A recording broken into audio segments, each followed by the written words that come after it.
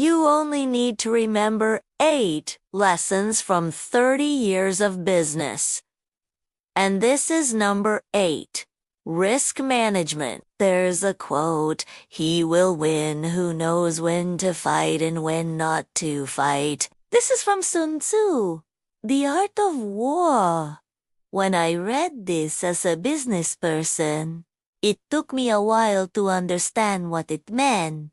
As you get more and more experience in business, you start to realize there's certain things you shouldn't fight for. There's certain opportunities you shouldn't pursue. There's certain battles that are better to just walk away from. The most successful companies are the ones that take calculated risks. But they also know when not to fight. They know when to cut their losses and run. They know when to change their strategy. I'll give you an example of a company that did this very successfully. A company started out as a search engine. That was their business. They were good at it. They had a lot of market share, but they knew, just like Google, they weren't going to be able to sustain that forever. So what did they do? They started to invest in other things. One of the things they did was they bought a company called YouTube. And then they started to invest in AI and machine learning. Why?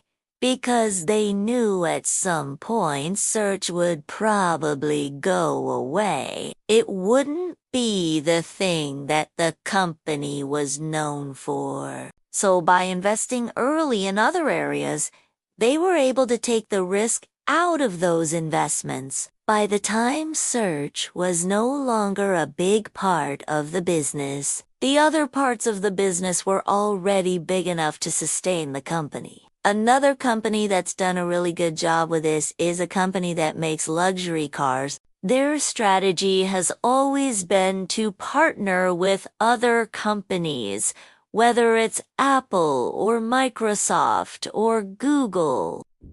They've partnered with all these different companies to take their core competencies and combine them with those core competencies to create something new. The lesson here is, if you can identify what your core competency is and what you're really good at and what you're known for, and if you can invest in other things, while you're still early in that, you can de-risk your business. You can set yourself up so that if one of those things doesn't work out, you have other things to fall back on. And if one of those things takes off, then great. You've got another area of growth. But if it doesn't, you're not putting the whole company at risk.